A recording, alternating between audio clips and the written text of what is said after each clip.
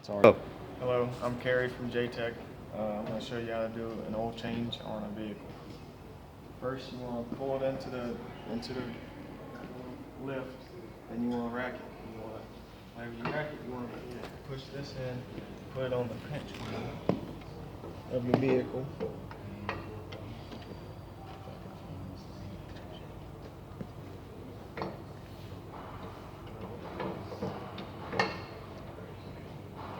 Now the car's on the pitch welds and on the subframe on the front, and let the lift up just a couple inches off the ground. Shake it, make sure it's sturdy, not gonna go nowhere. Then you can go ahead and let it up.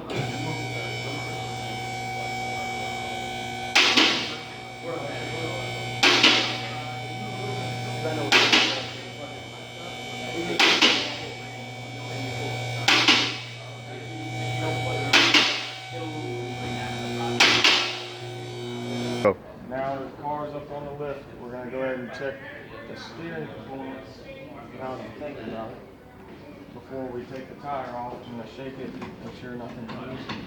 It looks like something is loose actually. So, now I can take the tire off and we'll inspect and see what that is.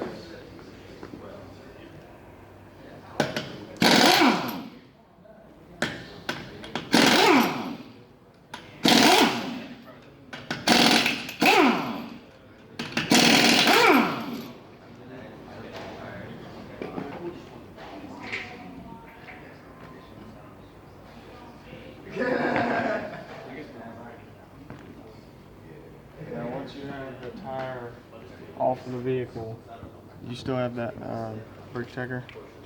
No. We can take and we can check the brakes. You want to make sure, I'm going to go with a 6mm first. That's a little loose, so let's do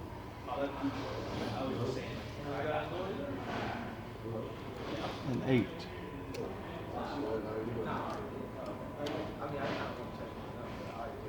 Okay, an 8 is tight in there, so it's an 8mm. The brakes have light wear on them on the top, bottom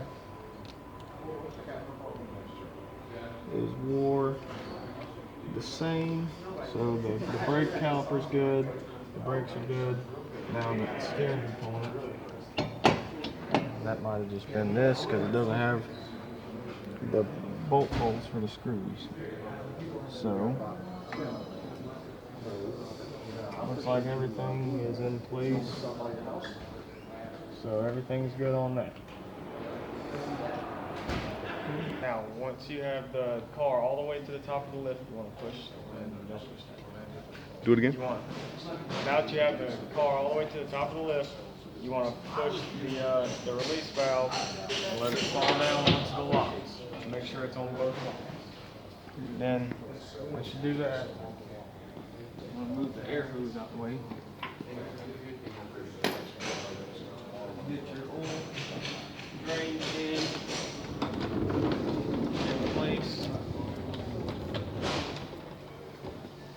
And find your oil drain plug and take that loose, let it drain out.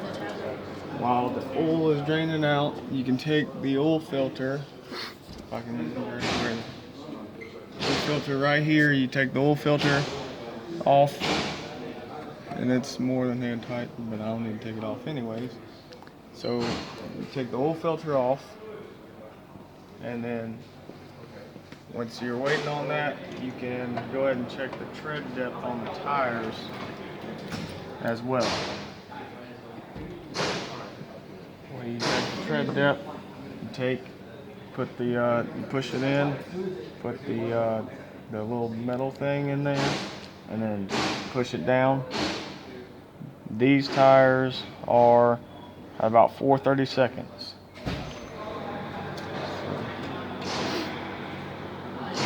Then you also want to check all sides just to make sure it's all wearing the same. That one is.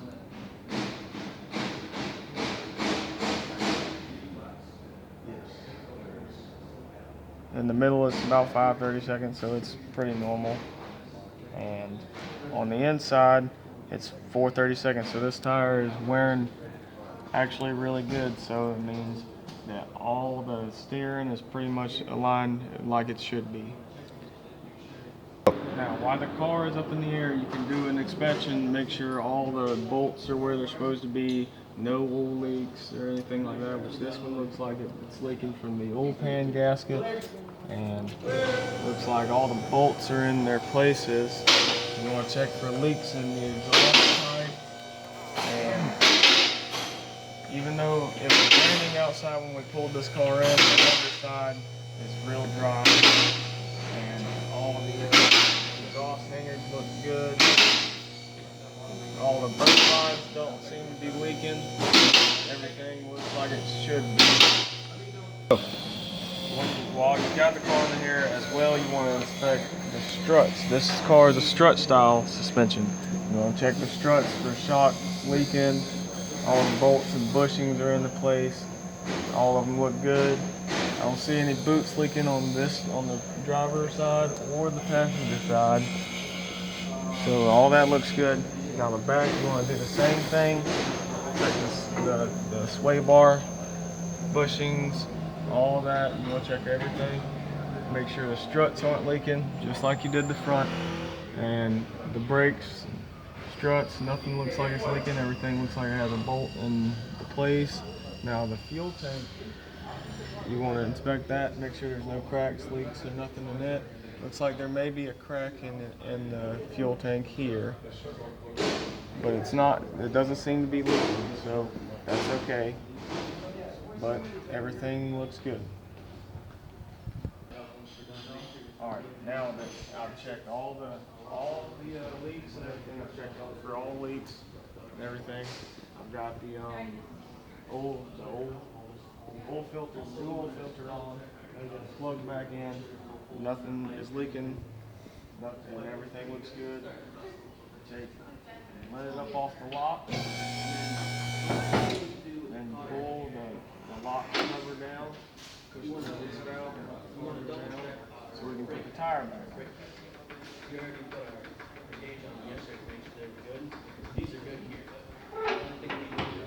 And it's on both locks. Now, with the tire, roll the tire.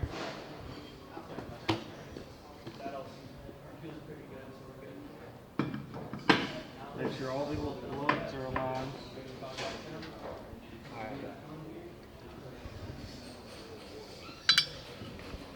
Put your lug nuts in place. Start them.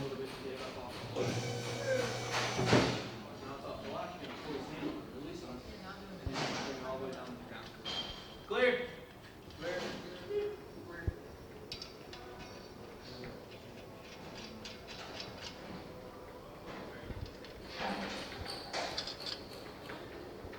Now, once you have all your lug nuts in place, you want to tighten them in a star pattern, but you don't want to over tighten. You want to make sure your damn impacts are right. Put it on top of your bag. Make sure the impact's going the right way. Tighten them in a star pattern. Then, once you have them tightened, your impact, you need to go get your torque wrench. Now, once you get your torque wrench, you want to make sure it's unlocked, and it is. You want to turn the torque wrench until for this vehicle, the Toyota Camry, it's 80 foot-pounds. When you're twisting it, coming up on the 80 mark, once it gets to 0 and it's at the very bottom of the 80 mark, you lock it in place. Once it's locked in place, take it. You need to let the car down before you torque it too. Before you let the car down, you want to make sure everybody's clear. Yell clear. Clear.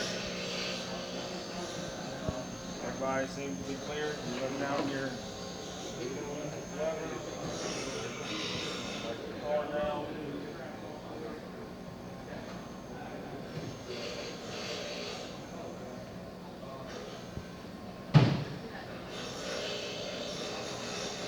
make sure you hold your lever until the lift is all the way on the ground on both sides. Then you're going to take your torque wrench after you've already set it and torque each lug nut to spec.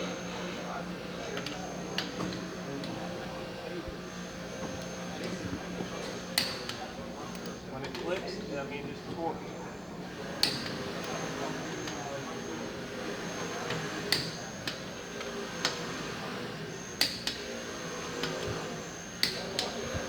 You want to double check them all.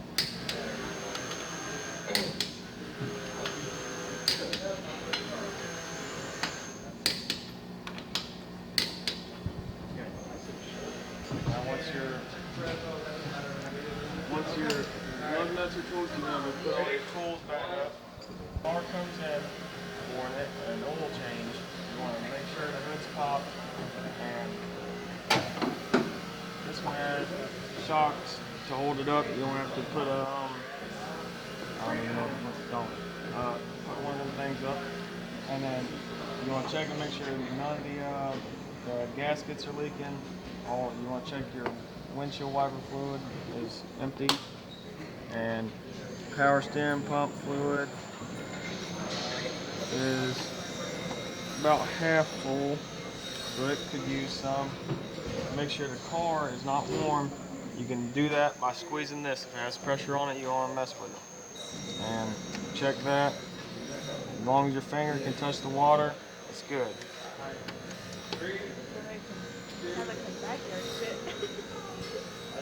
Now, after you do that, you can check all your wiring. Everything looks rednecked up as a motherfucker, but it looks good. And I don't see any leaks, nothing like that, so everything looks good.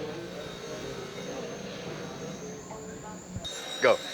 Now, the main reason the car was in the shop is for an oil change. You want to check the oil after the car is warmed up and at operating temperature, and you want to make sure that the oil is all settled to the bottom after about 30 minutes of running. And then you want to check and make sure that it's at the bottom mark or above it.